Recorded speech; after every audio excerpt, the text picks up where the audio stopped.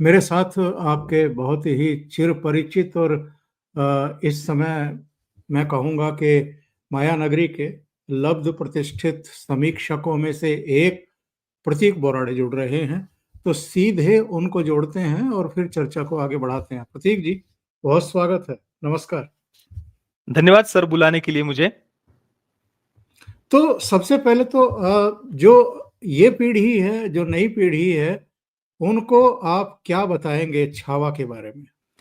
जी मैं सच कहूं तो मुझे डर था फिल्म को लेकर के कि पता नहीं फिल्म में कुछ गलत इतिहास ना दिखा दे या कुछ चिंता के साथ में ही मैं सच कहूं तो थिएटर में गया था। एक तो जो डायरेक्टर का नाम है या जो प्रोडक्शन हाउस है उसके कारण ही मेरे मन में चिंता थी। और बॉलीवुड का जिस प्रकार का ट्रैक रिकॉर्ड रहा है, जैसे कि पिछली कुछ दो तीन फिल्में अगर हम देखें, जैसे पानीपत को ले लीजिए, अर्जुन कपूर के साथ में जो फिल्म उन्होंने बनाई थी, या फिर सम्राट पृथ्वीराज अक्षय कुमार वाली जो फिल्म है, इन बातों के कारण मेरे मन में काफी डर था। परंतु जो हमने ट्रेलर रिव्यू जब मैंने किया था, वहां पर शंभूराजे को, छत्रपति संभाजी महाराज को, हे राज्य व्हावे ही श्रींची इच्छा, ये एक संवाद आता है। आपने अगर सुना हो, ट्रेलर अगर देखा होगा तो आपने भी सुना होगा ट्रेलर में हे राज्य व्हावे ही श्रींची इच्छा, ये हमने सुना था।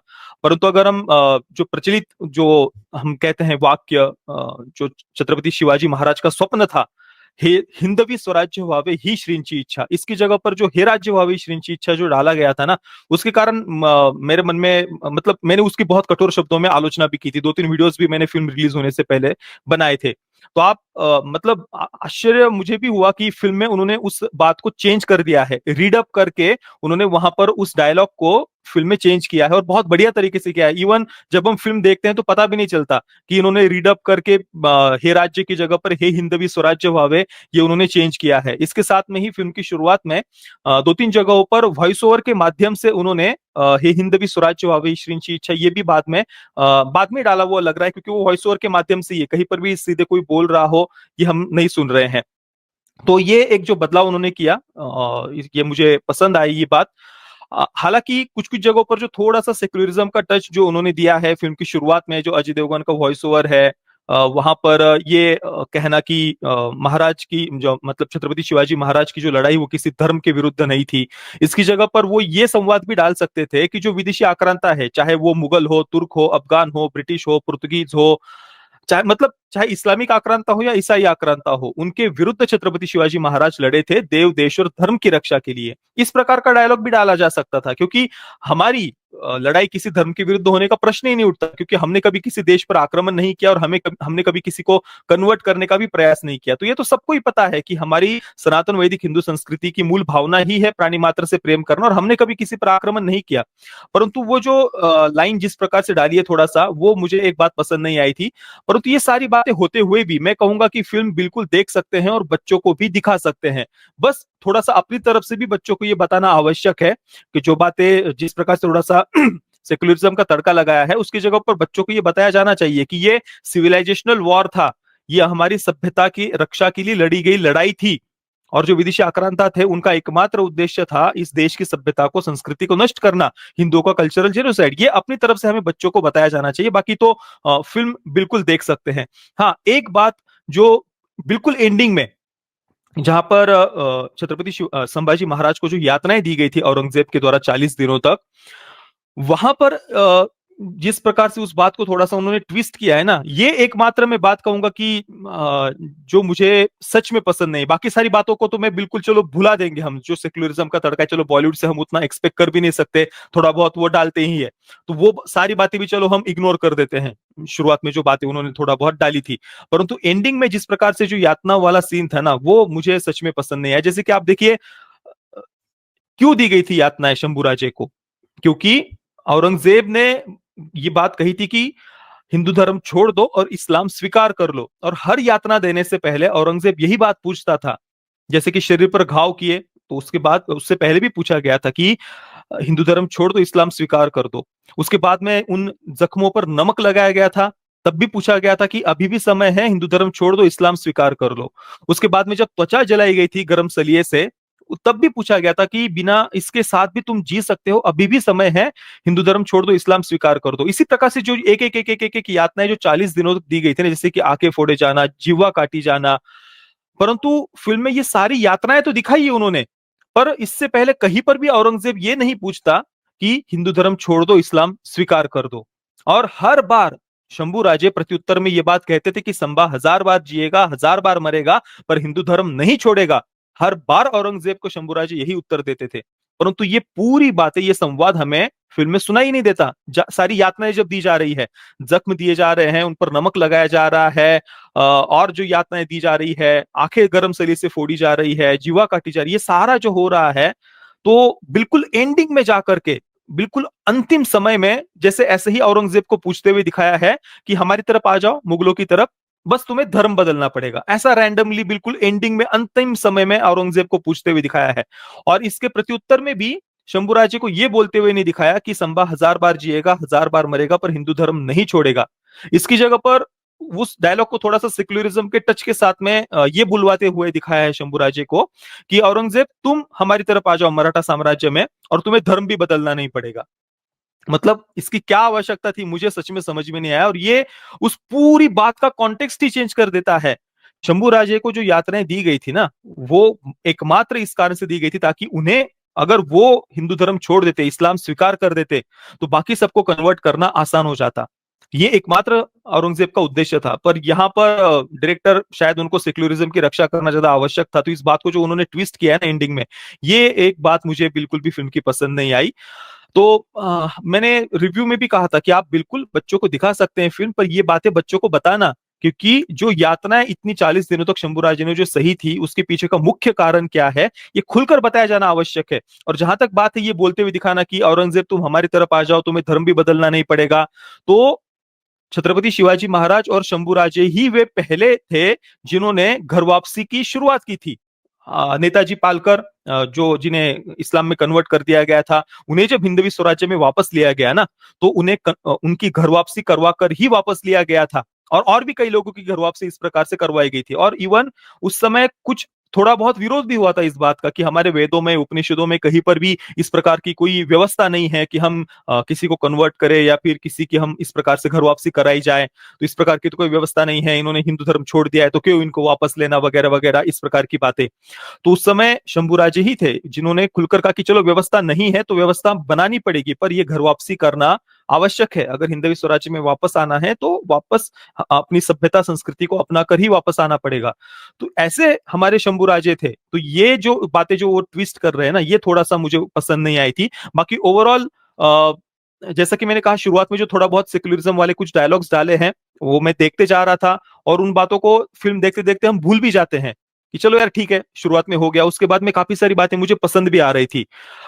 इवन जो अकबर से भेंट वाला जो सीन उन्होंने जिस प्रकार से दिखाया है, वो बात भी मुझे पसंद आई। वहां पर स्पष्ट रूप से ये कहा गया कि अकबर सपोला है, सांप का बच्चा है वो। मतलब बॉलीवुड जिस प्रकार से अकबर का महिमा मंडन करते आया था, तो वो भी इस बार नहीं, उन्होंने काफी बढ़िया तरीके से उस बात को दिखाया है। शंभूराजे अकबर को स्पष्ट रूप से सपोला कह रहे हैं, सांप का बच्चा कह रहे हैं। और उसको कुछ समय के लिए जो शरण भी दी गई थी ना, उसके पीछे भी कोई सेक्युलरिज्म की बात नहीं दिखाई है। जब शंभूराजे को पता चलता है कि उनके विरुद्ध किस प्रकार से कुछ आंतरिक षड्यंत्र रचे जा रहे हैं, तो इस कारण से कुछ दिनों के लिए शरण दी गई थी।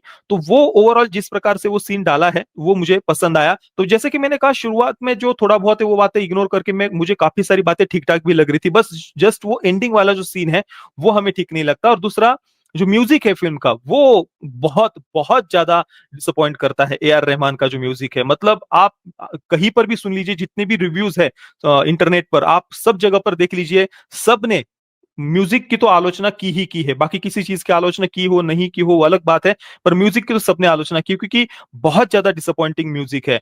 और एक जो जाने तू वाला जो उर्दू रोमांटिक सॉन्ग है, वो अच्छा हुआ कि फिल्म में जस्ट कुछ समय के लिए बैकग्राउंड में सुनाई देता है, ज्यादा समय के लिए नहीं है, नहीं तो उसके शब्द, उसके बोल तो बहुत ही ज्यादा विचित्र है। तो एक म्यूजिक हमें सबसे ज्यादा डिसअपॉइंट करता है। और जो एंडिंग वाला सीन था, जो यातनाएं देने वाला, उसके जो थोड़ा सा ट्विस्ट किया है सेक्युलरिज्म के तड़के के साथ में, ये दो बातें मैं कहूंगा कि मुझे इन्होंने डिसअपॉइंट किया। पर बाकी फिर भी बच्चों को बिल्कुल फिल्म दिखा सकते हैं, क्योंकि ये इतिहास अगली जनरेशन को पता होना आवश्यक है। अब ज्यादा तो हम कुछ बॉलीवुड से एक्सपेक्ट कर नहीं सकते। सही है, मैं कहूंगा कि देखिए, आप औरंगजेब के ऊपर विकिपीडिया का जो पेज है ना, उसको आप पढ़िए, ऊपर का जस्ट पूरा पेज भी मत पढ़िए, औरंगजेब की जो जानकारी ऊपर ऊपर दी गई है वो पढ़िए, और उसके साथ में छत्रपति संभाजी महाराज के बारे में जो ऊपर ऊपर जानकारी दी है, इन दो बातों का कंपेयर करिए। औरंगजेब का लिटरली उन्होंने महिमा मंडन किया है, मतलब गुरु तेग बहादुर जी का शीश काटा जाना, भाई दयालदास जी, सतीदास जी, मतीदास जी, इनको जिस प्रकार से अनगिनत यातनाएं दी गई थी, जो हजारों मंदिर तोड़े गए थे, या इसके साथ में ही दाराशी को अपने भाई का भी जिस प्रकार से सर काटा था, क्योंकि वो वेदों और उपनिषदों का फॉलो कर रहा था, वेदों और उपनिषदों के प्रति उसका हिंदू धर्म के प्रति प्रेम बढ़ रहा था, फारसी भाषा में दाराशिकों ने उसे अनुवाद भी किया था, इसी कारण से दाराशिकों का सर काट दिया था औरंगजेब ने। इन सब बातों को भी जिस प्रकार से बड़ा मीठा मीठा शक्कर की चाशनी में डुबोकर औरंगजेब को, मतलब ये बातें तो मेंशन ही नहीं है कि हिंदू के प्रति उसके मन में घृणा हो, या वो उसकी जो कट्टरपंथी मानसिकता, इसका तो मेंशन ही नहीं है। उल्टा महिमा मंडन विकिपीडिया के ही पेज में औरंगजेब का किया हुआ आपको दिखाई देगा। उसी के अगेंस्ट छत्रपति संभाजी महाराज की जो शूरता, वीरता, पराक्रम, उनके साथ में जो इतनी यातनाएं देकर के औरंगजेब ने जो उन्हें 40 दिनों तक यातनाएं दी, इसका उल्लेख तक ऊपर आपको कहीं पर देखने को नहीं मिलेगा। इसकी जगह पर क्या लिखा है पता है? मैं आपको पढ़कर बताता हूं। मराठा जी soldiers under Sambhaji's command during his campaigns committed atrocities against civilians including massacres and mass rape. जो पोर्तुगीजों के ऊपर छत्रपति संभाजी महाराज और मराठाओं ने, मावड़ाओं ने जो आक्रमण किया था, तो वहां पर सिविलियंस के साथ में उनका मसैक, उनका नरसंहार किया और उनके साथ रेप किए महिलाओं के साथ में। ये अभी भी यहाँ पर इन्होंने पूरी तरीके से गलत जानकारी लिखी हुई है।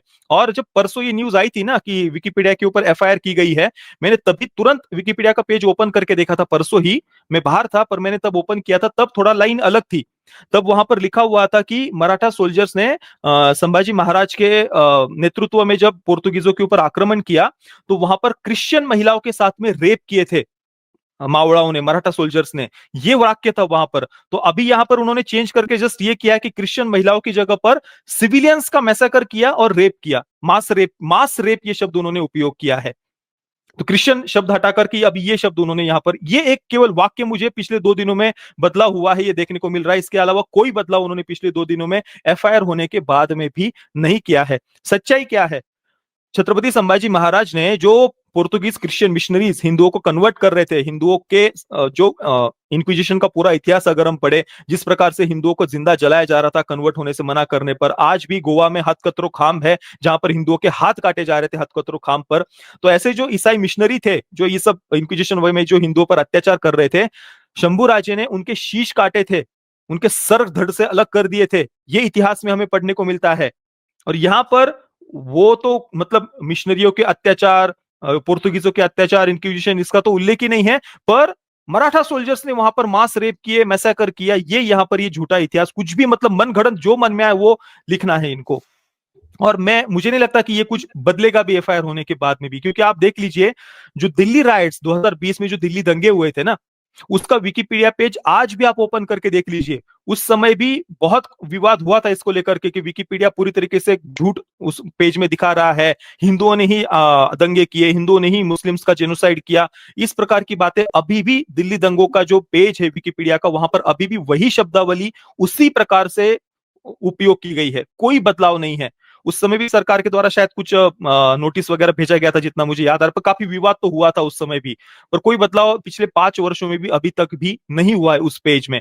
और यहां पर भी पता नहीं, होना तो चाहिए, अपेक्षा तो हम यही करते हैं कि सरकार इस बार तो कम से कम कुछ कठोर कार्रवाई करे विकिपीडिया के ऊपर, क्योंकि ये मतलब भारत में रहकर, भारत के ही, मुझे नहीं लगता कि किसी विदेशी ने ये पेज एडिट किया होगा, भारत के ही किसी न किसी वामपंथी के द्वारा ही, एडिटर के द्वारा ही ये सब लिखा गया होगा। तो सरकार को बिल्कुल कार्रवाई करनी चाहिए ना। सर, हमारा इतिहास ही इतना गौरवशाली है, इतना महान है कि एक एक बलिदान की जो गाथाएं हैं वो अगर निकल कर के सामने आए ना, तो ये जो वामपंथियों का पूरा जो एक ढकोसला इन्होंने सेक्युलरिज्म का खड़ा करके रखा है ना, वो ऐसे ही बह जाएगा, उसका कोई उनका कोई आधार ही नहीं है। तो ये एक इतिहास हमारे जो सामने आया है ना, इससे बहुत बदलाव होगा, भले ही सेक्युलरिज्म के तड़के के साथ में है, पर जैसे कि आप हम चर्चा कर ही रहे हैं, तो ये धीरे धीरे लोगों को बातें पता चलेंगी कि चलो यार बॉलीवुड है, वो बातें उन्होंने डाली है, पर सच्चा इतिहास तो इससे भी भयावह था। सत्य में तो इससे भी भयानक अत्याचार रहे हैं पिछले 1000 वर्षों के विदेशी आक्रांताओं के।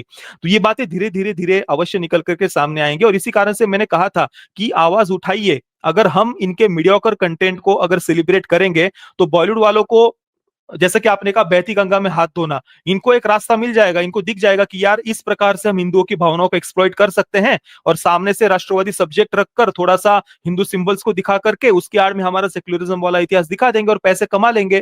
तो ये नहीं होने देना है, हमें आलोचना करनी है। आप देखिए, देख लीजिए हमारी जो पिछले कुछ समय से जो लगातार राष्ट्रवादी क्रिएटर्स के द्वारा जो बॉलीवुड की आलोचना हो रही है, उसका ही परिणाम यह है कि हम जोधा अकबर से छावा तक पहुंचे हैं, बराबर ना? यहां से यहां तक, जोधा अकबर से बिल्कुल। छावा तक हम पहुंचे हैं, हमें इससे भी आगे जाना है, यहाँ पर रुकना नहीं है।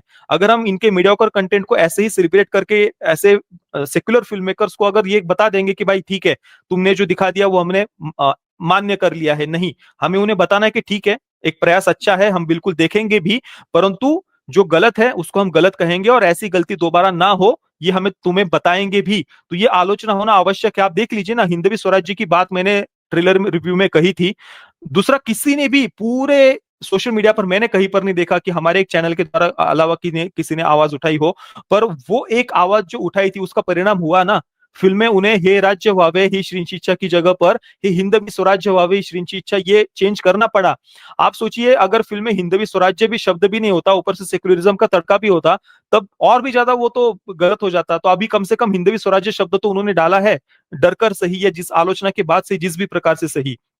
तो ये बोलना, आलोचना करना आवश्यक है, ताकि हमें यहीं पर रुकना नहीं है, इससे भी अच्छा कंटेंट हमें चाहिए, हम अपेक्षा कर सकते हैं।